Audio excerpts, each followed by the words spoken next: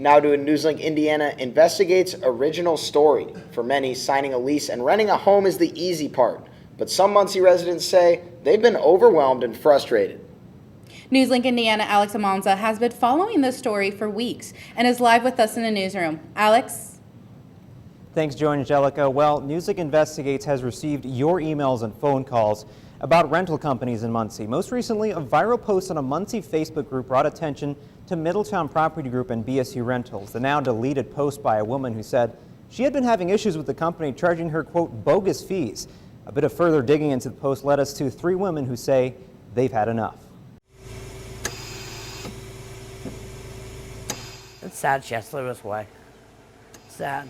Doctors only gave her so long to live. She don't got a bucket list.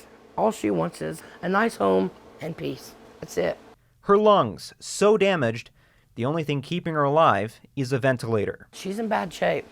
She's got sugar diabetes, high blood pressure, congestive heart failure, but the worst is not having no lungs. Her living room transformed to accommodate oxygen tanks and machines to help her breathe. Cynthia Racer lives with COPD, a chronic inflammatory lung disease that causes obstructive airflow from the lungs. Medical treatment usually helps slow the progression of the disease. However, Cynthia's lungs have begun to rapidly get worse. But that's become the least of her worries now. The walls that hold up the home she's living in are now rotting away, and she says the property group that manages her house has taken too long to address multiple maintenance issues. To start, she says she took papers for approval of a portable wheelchair ramp to Middletown Property Group. She says they refused to sign the papers. Section 8 refuses to pay rent because of the condition of the home. If Middletown will not come out and fix the home, so Section 8 can pay rent. We took a paper up there for them to sign for the portable ramp. They refused to sign the paper for the portable ramp. So to temporarily solve the issue, her caretaker made a makeshift ramp out of recycled wood. However, in a phone call with Middletown, they say they simply couldn't sign any papers because approval of a ramp needed to be done through the property asset manager. Now, in a press release, they say that at the time of the viral post, they had already been working on her wheelchair ramp, saying, quote, "We submitted the paperwork to Lifestream, an organization that serves older adults and people with disabilities. It's in their hands now. However, our team is doing a temporary stabilization of the current ramp to help as we wait on Lifestream to complete their process," unquote. We reached out to Lifestream Services to see how long paperwork like Cynthia's usually takes to process. Now, they said they couldn't comment on her specific case because of HIPAA laws. We tried calling them for additional information to ask how long paperwork usually takes, and we couldn't get through. When NewsLink talked with Cynthia, she brought up another issue involving her refrigerator. In February, the refrigerator that came with the home had broken down, so she says she put in a maintenance request with Middletown to have the fridge repaired or replaced. When I asked her about it, she told me their exact words was, "We got to find one." What do you mean you got to find one? You walk into Lowe's and you buy one. She finally found one on Facebook. The man was really nice. He brought the fridge and took the old one out for her. Middletown received her request, but in her press release by the company, they say they failed to deliver the fridge, saying she, quote, "slipped through the cracks."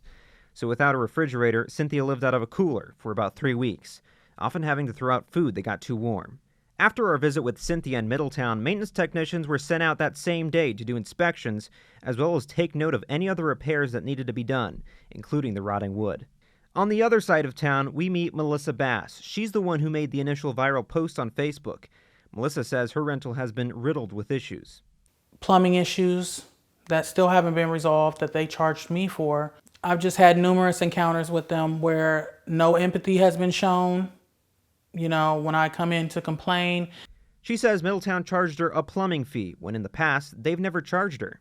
However, Middletown says the reason they charged her a fee was because plumbers had been called out to her home multiple times. The reason for all those plumbing issues? We have received over 8 maintenance requests for the sewer lines from the specific tenant.